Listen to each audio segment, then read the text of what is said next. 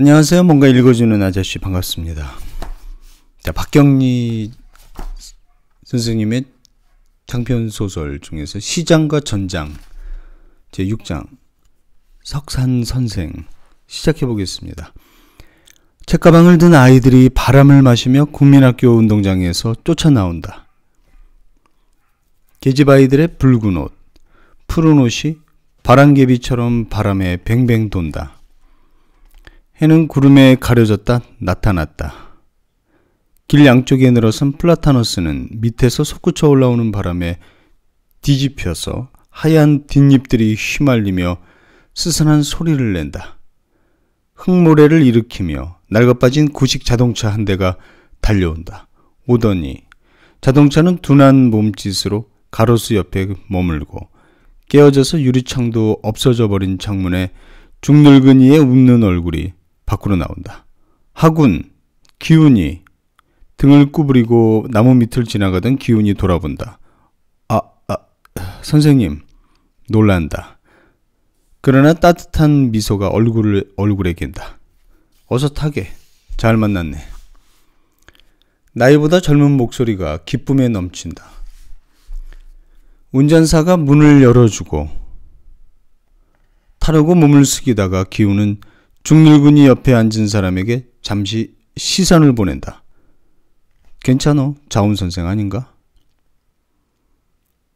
못마땅해하는 기훈의 표정을 본 중늙은이는 눈으로 나무라며 말했다. 네, 알고 있습니다. 대답하는데 마침 불어온 바람에 모래를 먹은 기훈은 손수건을 꺼내어 침을 뱉는다. 지금 집으로 가는 길이야. 자, 어서 타게. 기훈은 자운이라는 사람에게 눈으로 인사하고 운전사 옆에 펄쩍 올라앉는다. 낡은 자동차는 털커덕거리며 흙모래가 날리는 길을 달리기 시작한다.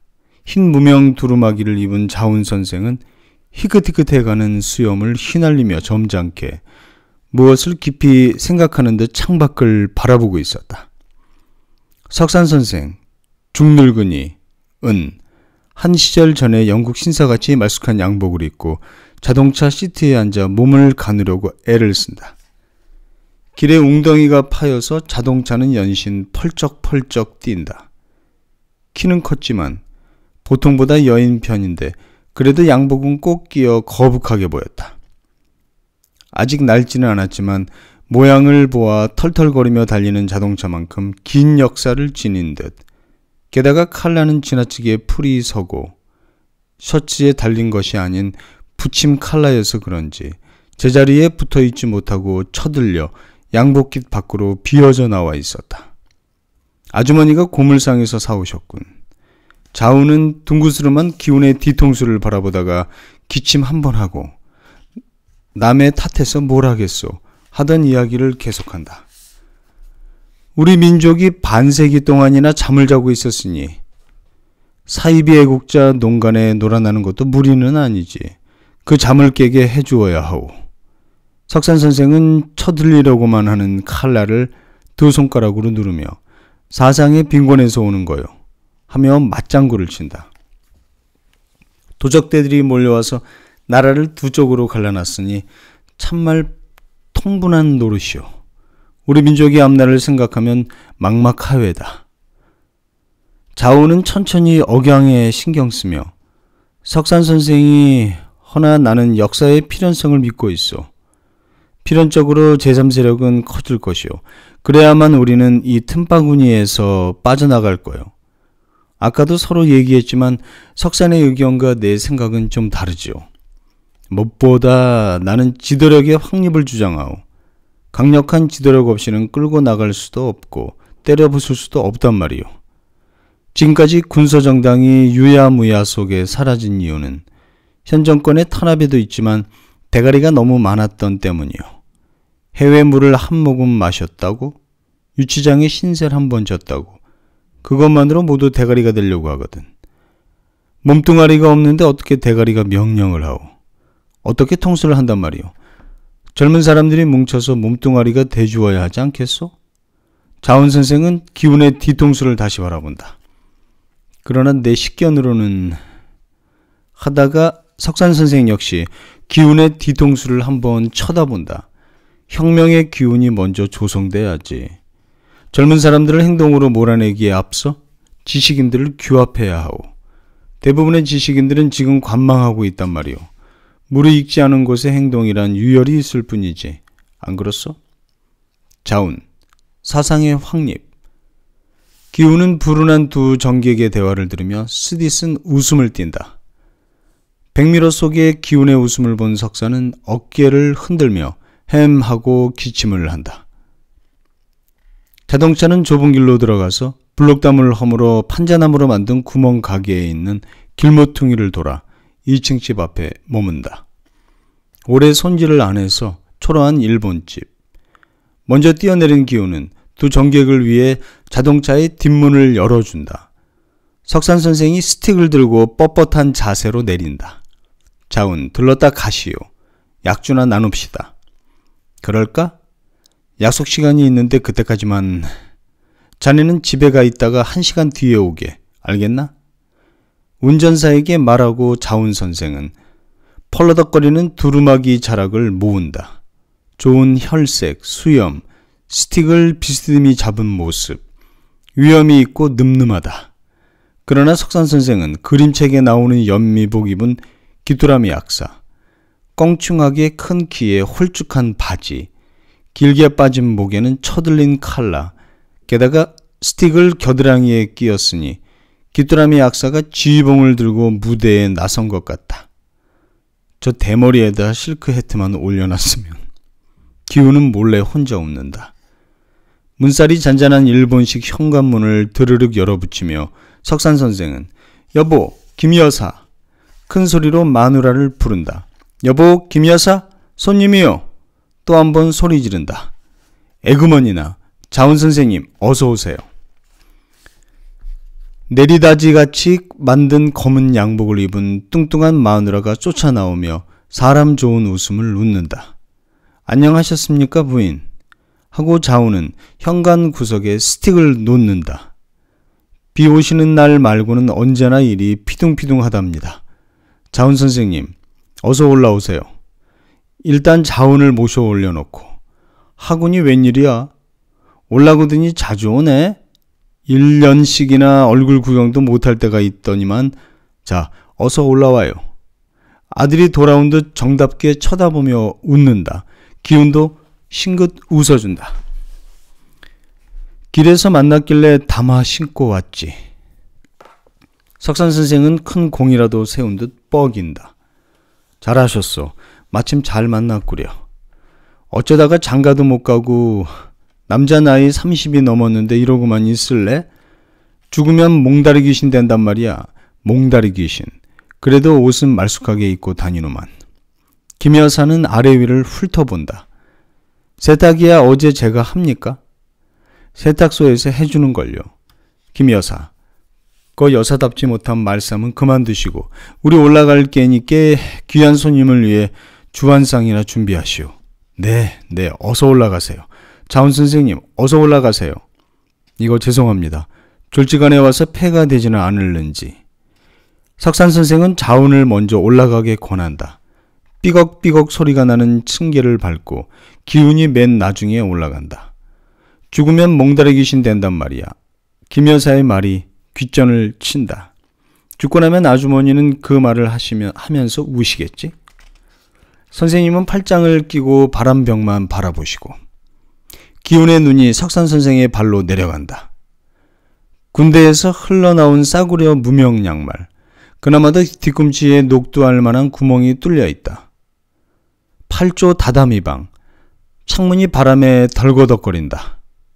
너저분한 방바닥에 책은 그냥 쌓여있고 누가 선사했는지 기운의 눈에 새로운 동양화 한 폭이 걸려있고 책에서 찢어내어 소중하게 액자에 끼운 박훈인의 사진이 맞은편에 걸려있다. 수염투성이의 눈밑이 축 처져서 흐물흐물 흔들릴 것 같은 석산의 운명과 더불어 있어 온 것 같은 박훈인의 사진이. 석산 선생은 스틱을 조심스럽게 방 한구석에 세워놓는다. 다들 앉으시오. 이 방에는 햇빛이 잘 들어서 늙은 사람들에겐 햇빛이 보배거든. 석산 선생은 얄팍한 방석을 내놓는다. 이 방은 언제 와도 소탈해서 좋소만 석산은 왜 그리 건늘소? 건늘다니. 늙은 사람 하니 말이요. 몸은 늙어서도 마음까지야 늙었겠소. 옳은 말씀이요. 마음 같아서는 아직도 소년이지 팽이치고 놀던. 참 소개가 늦었구먼. 기훈이 인사하게 자운 선생을 자네가 모를 리는 없겠지만 자운 내 제자요. 하기훈이라 하는데 지금 룸펜이요. 하고 껄껄 웃는다. 자운은 의젓하게 고개를 끄덕이고 기훈은 정중히 인사한다. 그렇지 않아도 아까부터 유심히 보았어만 성공할 얼굴이요. 자운은 부드러운 말씨, 친밀한 표정으로 기훈을 쳐다본다. 코 흘릴 적에 세배를 했더니 할아버지께서 그런 말씀을 하시더군요. 자운은 고개를 끄덕끄덕하면서 제발 뜻을 크게 가지시오. 세상에 이래도 당신네들 같은 사람이 있으니 절망하지 않아도 좋겠소. 삘 하나 붙이고 다닐까 싶습니다. 허허 참. 석산의 애제자면 감투도 중간 것은 안 될 텐데 그런 말을 하시오? 큰 감투를 쓰더라도 수염만은 기르지 않을 작정입니다. 비로소 자운의 눈이 번쩍한다. 기훈이 씩 웃는다. 자운의 혈색 좋은 얼굴이 한결 붉어진다. 기훈이, 하군. 마침 아래에서 김 여사의 목소리가 울린다. 왜 그러십니까? 아래층으로 내려간 기훈이 묻는다. 김 여사는 기훈의 손에 돈을 쥐어준다. 나 못 나갈 형편이 있어 그러는데 기훈이 술을 좀 사오지 않겠나?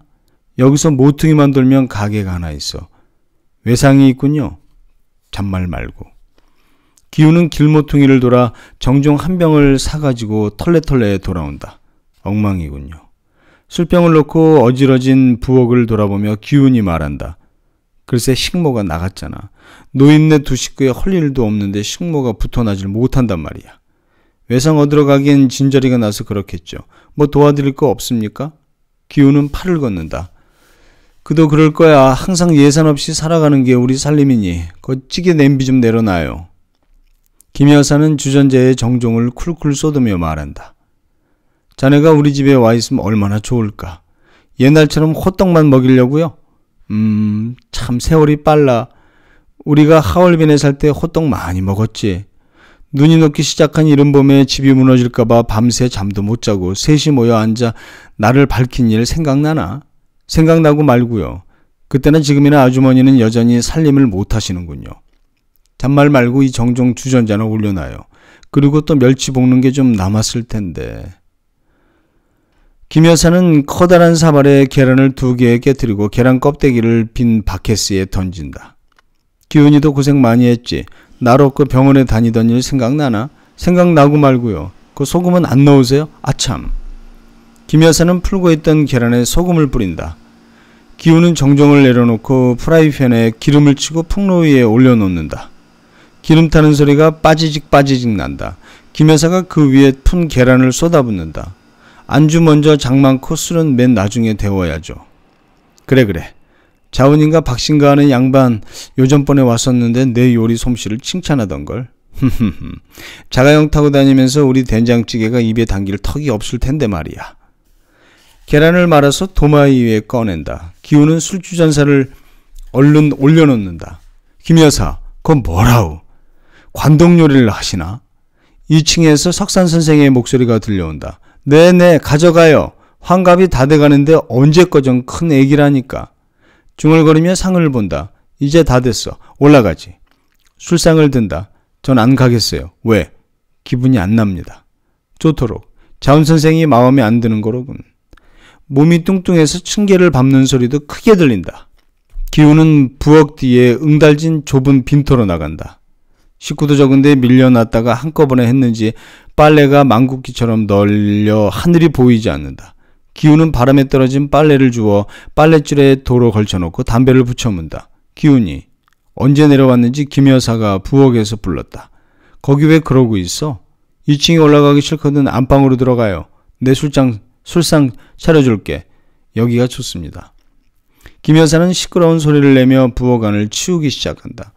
동생네 댁은 요즘 잘 있나? 일을 하면서 묻는다. 모르겠어요. 오래 안 가봐서. 아이들이 많다지? 2 있어요. 그래 동생은 2이나 자식을 봤는데 기훈은 뭘 했지? 공연히 시끄러운 일을 하지 말고 장가나 들어. 선생님과 아주머니는 뭘 하셨어요? 담배 연기를 뿜으며 오금을 박는다.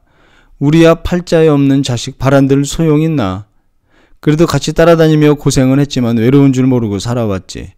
기훈이는 여자를 꽤 좋아하면서 왜 장가 안 드는지 모르겠어. 여자랑 간혹 봐야죠. 밤낮 붙어 다니면 숨통이 막힐 겁니다. 젊었으니 하는 말이지. 늙어도 얼마나 오래 살라고. 잡담을 하며 시간을 보내는데 문 밖에서 자동차 클렉슨이 들려오고 이내 자훈 선생이 2층서 내려오는 기척이 났다. 이거 흥치도 돋구기 전에 가신다 하니 섭섭하구려. 다음엔 날이 없단 말이요. 시간 약속이 있어서. 가나보지? 김 여사는 계집애처럼 킥 웃는다. 기훈과 김 여사는 현관으로 나가 자훈과 작별 인사를 한다. 자훈은 기훈을 한번 쳐다보지 않았다. 그는 자신의 품위를 잃지 않으려고 노력하는 듯 그러나 스틱을 드는 손은 노여움에 떨고 있었다. 자훈이 떠난 뒤 기훈은 석산 선생을 따라 2층으로 올라간다. 자넨 성미도 고약해. 어째 사람이 그 모양이야. 석산 선생은 화를 낸다. 기훈은 아무 말 않고 자리에 주저앉는다. 내 집에 온 손님을 그런 법이 어딨어. 워낙 점잖은 사람이니까 말이 없었지. 어세를 누그리며. 자훈은 믿을 만한 사람이야. 자넨 오해하고 있어. 생각이 좀 고루하지만 국사란 말이야. 수염과 두루마리 덕택으로? 또 그러는군. 사람을 어릿광대로 보려면 다 안 그런가. 그 중에서도 대표적이죠. 그의 복장은 그의 사상의 반영이야. 그는 국수주의자니까. 늑대죠. 허허 참. 석산 선생은 쓰게 웃는다. 그래도 지금 전기에 그치 때 안 묻은 사람도 드물어. 그 상식적인 속물이 말입니까? 제발 험구는 그만두게. 자기 이름이 없나 하고 신문 구석구석을 살피며 시험친 아이처럼 남몰래 가슴을 두근거리는 소인배죠. 안 그럴 사람이 있겠나? 우선은 선의로 사람을 봐주어야 할 게 아닌가. 자기 기만은 선의가 아닙니다, 선생님. 그 말 잘했네. 자네한테 고스란히 돌려주고 싶은 말이야. 기훈은 웃는다.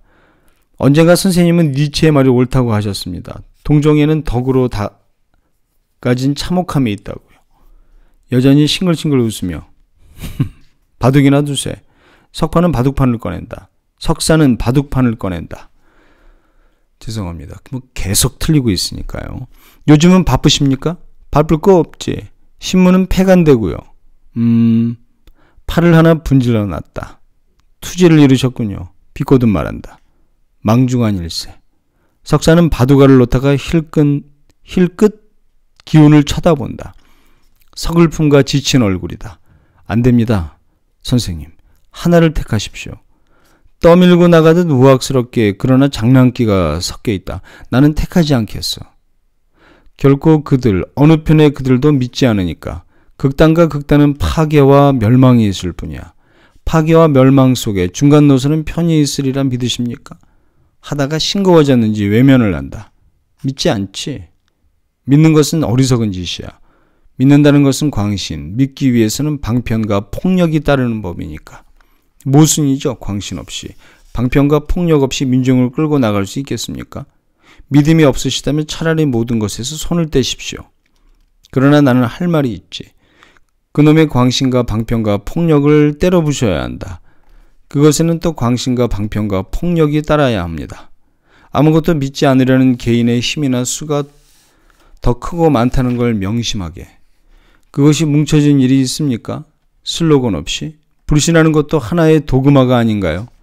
석산 선생은 바둑판을 밀어내어 성냥개불을 꺼내어 방바닥에 놓으면서 자네 말을 일단 옳다고 해두자. 개인은 집단에 승리한 일이 없다. 승리 같은 거 생각지도 않고 살아왔는지도 모르지. 애당초 개인에게 역사 같은 건 없었는지도 모르지. 허나 부르주아 독재, 프롤레타리아 독재, 이 양극 사이에는 아무 것에도 가담하지 하고 싶지 않은 개인이 너무나 많이 있단 말이야. 자본주의 사회는 트러스트와 신디케이트를 합리화시키기 위해 자유를 방패 삼아 사람을 모조리 임금 노예로 만들었고, 공산주의 사회는 미래의 행복이라는 공수표 아래 자유를 박탈했어. 하나는 자본가가, 하나는 국가 권력을 타고 앉은 공산주의 이론가들이 말이야. 일찍이 어느 누구도 감행하지 못한 거대한 힘으로 민중을 징발하고 현세에서 속죄하고 살면 천당이 있다는, 그들이 아편이라 일컫는 종교 이상의 마취제를 사용하여 민중들은 노동력과 자유를 박탈당하고 있단 말이야. 그러니 개인은 역사 밖에 서 있을 수밖에. 기훈은 가만히 있다. 그 말을 듣고 있는 것 같지도 않다. 석산 선생은 더욱 열을 올리며, 나는 한때 공산주의자로서 열광했던 일도 있었지만 그게 아니더군. 그게 아니더란 말이야. 자네는 나를 도피주의자라고 하고 패배주의자라 하지만 나는 내 부실로 자네를 그들에게 팔아먹은 것 같단 말이야. 나는 자네를 잘못 길렀어. 잘못 길러. 자네 앞날이 눈앞에 보이는 것 같아서. 기훈이. 네? 자네는 공산주의 사회에서 가장 위험한 인물이네. 어째서 그렇습니까? 자네는 시인이야. 저는 시인도 아닙니다만 시인이기에 코민테르에서 추방되었다는 말은 못 들었습니다. 그게 어디 시인인가? 풍각쟁이이지. 그렇다면 풍각쟁이 아닌 시인이 있습니까? 있지. 바이런은 풍각쟁이가 아니다. 하이네는 한때 풍각쟁이였지. 하필 바이런. 선생님은 니힐리스트인 줄 알았는데 알고 보니 로맨티스트이기도 하군요. 로맨티스트가 가는 길은 니힐이지. 시인은 모든 것을 사랑하지만 또 모든 것을 믿지 않아. 커뮤니스트는 모든 것을 사랑하지 않지만 완강한 믿음이 있지. 마치 예수쟁이가 하나님만을 믿는 것처럼. 그들은 이론이나 교리 형식에 미치지만 그 까닭으로 그 외의 것에 사랑을 느끼지 못한단 말이야. 마르크스는 민중을 위한 사랑에서 유물론의 체계를 세웠다지만 커뮤니스트는 그 체계를 모시고 그것만을 위해 그 밑에 깔려 죽는 많은 사람들의 생각은 않고 있거든. 명목이 어떻고 다 소용없네. 우리가 숨을 쉬어야 한다는 것, 우리의 영혼이 진실로 해방되어야 한다는 것, 그것뿐이야. 알겠지? 기훈이. 모르겠습니다. 모를 리 없지. 석사는 빙그레 웃는다. 기훈도 빙그레 웃는다. 만나기만 하면 선생님하고 저는 이런 대화의 복습이군요. 더러는 못을 예습할 만도 한데요. 그것은 자네가 가져와야지. 서방도 동방도 아닌 것 말이야. 지금까지 한 얘기는 그게 아닙니까? 이것도 저것도 아닌. 나도 늙었어. 슬픈 일이야. 기훈은 가만 숨을 마신다. 어릿광대, 모순덩어리, 지리멸렬한 이론가, 환상에 허우적거리는 이 늙은이를 나는 사랑하지. 아무리 나이 먹어도 소년과 같이 소박하고 꿈을 버리지 못하는 늙은이. 지뢰같이 무자비하고 쓰레기통같이 더러운 정치를 그는 아름다운 꽃처럼 바라보고 매만지며 꿈을 꾸고 있다. 북만주 벌판에 눈보라치는 길을 썰매를 타고 달리던 낭만을 그는 소중히 안고 있다. 지금도. 저녁 안 하시겠어요? 김 여사의 목소리가 유리창을 치는 바람소리와 함께 들려온다. 자, 일단은 여기까지 석산 선생이라는 부분을 읽어봤습니다. 지금까지 뭔가 읽어주는 아저씨였습니다. 감사합니다.